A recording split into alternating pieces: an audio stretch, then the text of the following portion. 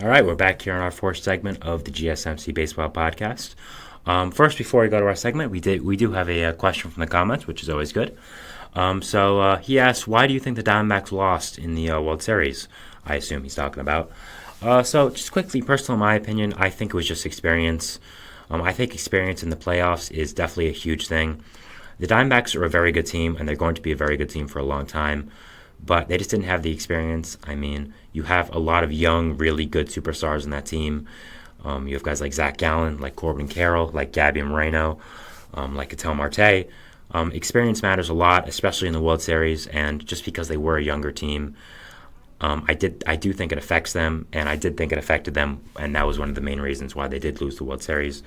I definitely think they're going to be someone to be messed with in the next few years. I have them currently as the fourth seed in the NL, second in the NL West. So definitely going to be a really good team for the future.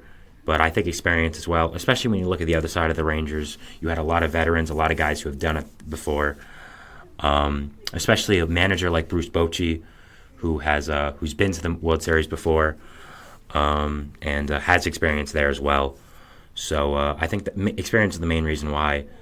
Losing in 5 as well, considering the final score of Game 5 was a blowout.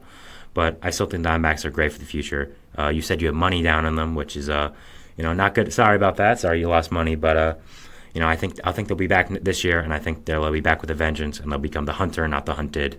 And I'm really looking forward to seeing what they do this season, and how they are as well. So yeah. Now going to our fourth final segment, which is news around the league. And that is going to be about, first we're going to be talking about a main story that happened just before I went on air, and that is about Josh Donaldson. Josh Donaldson, of course, is one of the best third basemen in baseball in his prime. Won an MVP with the Blue Jays. Has had played for the A's, Blue Jays, Braves, Guardians, Twins, and Yankees. Had a great career. Announced his retirement. Also the Brewers this year. Forgot about them. Announced his retirement today. I think he had a great career in the MLB. Was one of the better third basemen in baseball for a long time. Won an MVP, of course. So definitely a great career for him. Congrats to him. Was always one of the best competitors in baseball. There's a great YouTube video from a creator called Baseball Doesn't Exist about Josh Donaldson. If you want to learn more about him, I definitely recommend that video. It's a great video. But he was one of the bigger competitors in baseball. Was a great third baseman for a long time in the league. And congrats to him on retirement. Hope he has a great after baseball career. And I'm happy for him. Next, we'll be talking about some more negative news here for baseball for news around the league. The first one is going to be about Sonny Gray. He left a outing early today in spring training because of an injury. We don't really know much about it. It looks like it's some hamstring thing. I'm going to look it up actually, but definitely not a good sign for the Cardinals. Sonny Gray is definitely your big free agent signing. You don't really have much after him with the hamstring issue. There we go. Sorry I didn't have that right away. It came on directly before I went to stream. So definitely not good for the Cardinals. Sonny Gray is kind of your only top tier pitcher. You have other guys like Lance Lynn, like Kyle Gibson, like Tink Hence, but Miles Michaelis as well, Steven Matz, but all those guys are kind of mediocre to bad. You signed Sonny Gray to be your real ace, and him going down would not be a good sign at all for the Cardinals. I already wasn't a fan of that rotation, and Sonny Gray going down would not make me change that idea. Would probably make me even lower on him. So they need him back as soon as possible. You don't want your starting pitcher on opening day to be Lance Lynn. You don't. Big deal I think for the Cardinals. We'll look for more. Hopefully, it's not serious for Cardinals Cardinals fans' mental state. Definitely hoping Sonny Gray's okay. But not good for the Cardinals, especially with the lack of depth in their rotation. Next, we have Kevin Gausman. He is also hurt. He got scratched from his bullpen today, dealing with general shoulder fatigue. Anything with an arm for a pitcher, of course, is never good, especially shoulder. Not good, not a good sign. But it shouldn't be a big deal. Obviously, Gausman has turned into one of the better pitchers in baseball since coming over on a free agent contract to the Blue Jays. Was great before that with the Giants, but a lot of people had concerns about if he could continue his success with the Blue Jays on a huge contract. So yeah, I think he definitely shown he can and has. Obviously, dealing with shoulder fatigue is not good, but yeah, still hoping he's okay. It's definitely wouldn't be good as well because of the Alek Manoah news that he. Not news, the fact that he is not performing well in spring training so far. They're hoping for a bounce back season from him, relying on him to be, maybe maybe the back end of the rotation, as well as the fact that, if someone were to get hurt, he could maybe fill in there after a horrid season last year, bouncing back. So not good for that. But yeah, not good for Gausman, not good for Blue Jays fans. But it doesn't seem to be serious, so I'm hoping he can come back. If there are any updates, we'll tell you. But I suspect it'll be more updates tomorrow on our show. So yeah, not good. But he's a trooper, Kevin Gausman. Hasn't gotten hurt much, and looking forward to seeing him bouncing back out of this and seeing what can happen there. Next, we have some Mexican League signings, which is interesting. Before we do that, another question from the comments here on YouTube. I love this. Keep interacting. It's great. What baseball players do I think are starting to lose their edge? I think a lot are. I think, first I would probably say, unfortunately, it's probably Mike Trout. He's getting older, dealing with a lot of injuries. Has not been the same Mike Trout. What age? Sorry, yeah. First, I'll continue. What age? Yeah. I definitely think 35 is around the age that baseball players start to regress. I think that's kind of the age where you're still a good player, but you're definitely starting to go down on the level that you once were. Getting older, kind of just regressing a little bit with physical abilities, talent as well.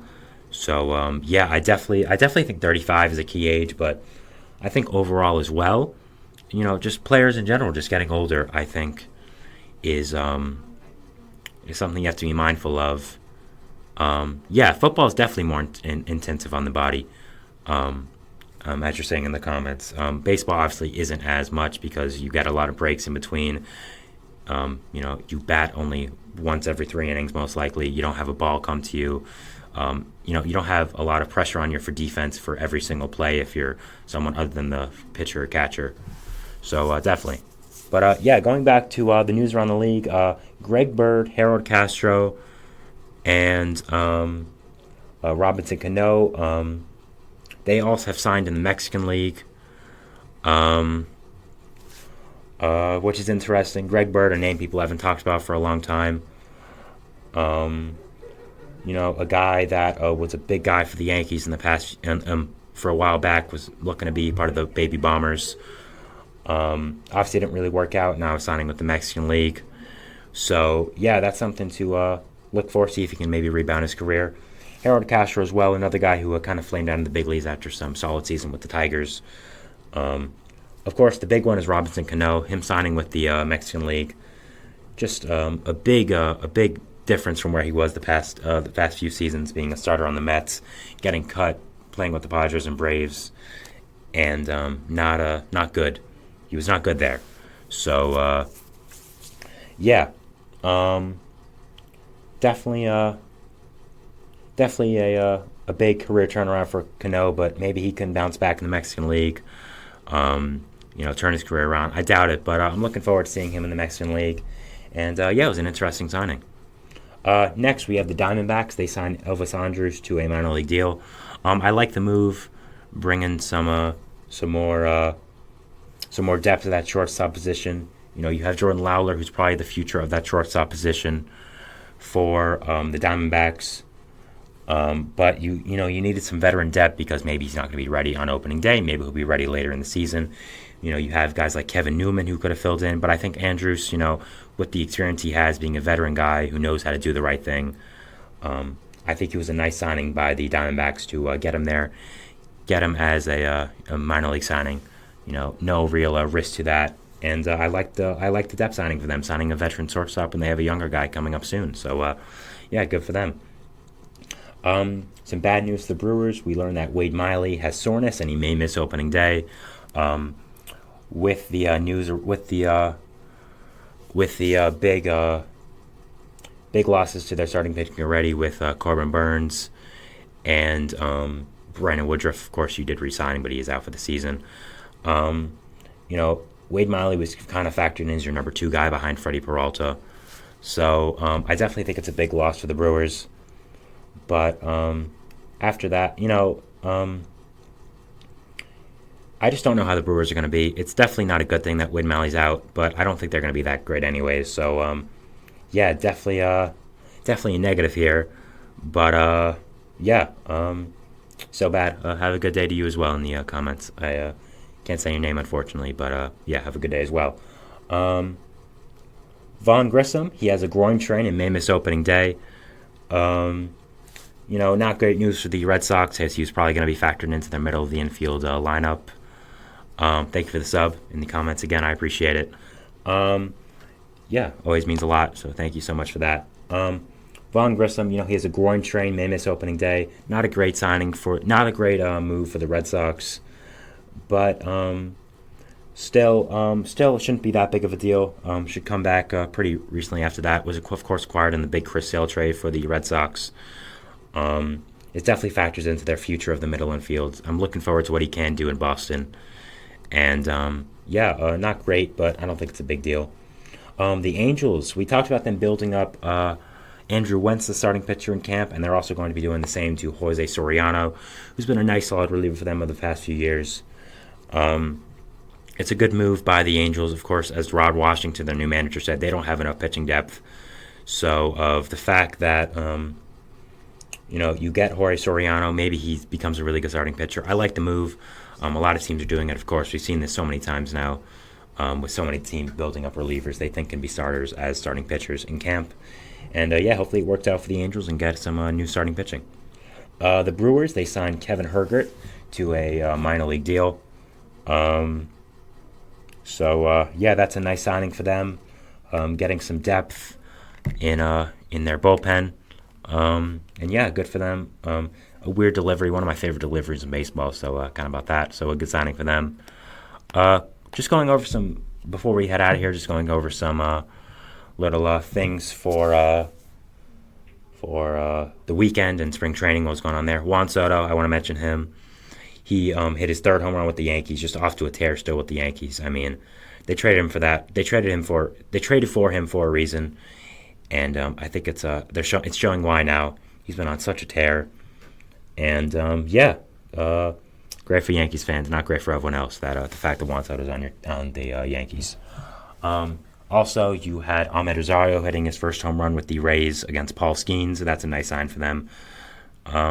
Just some other general news for spring training, just some scores as well. We'll probably talk about it tomorrow.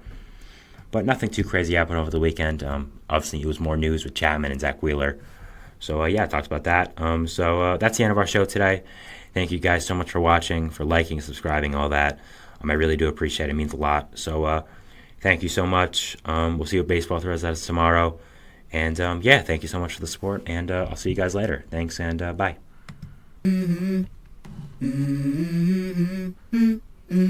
Let's go. I wake up to a little bit of drool on my pillow, feel like it's gonna be a bad day. Yeah, I'm tired of shit, and the coffee ain't hit yet. Damn, ain't that great. I don't wanna go to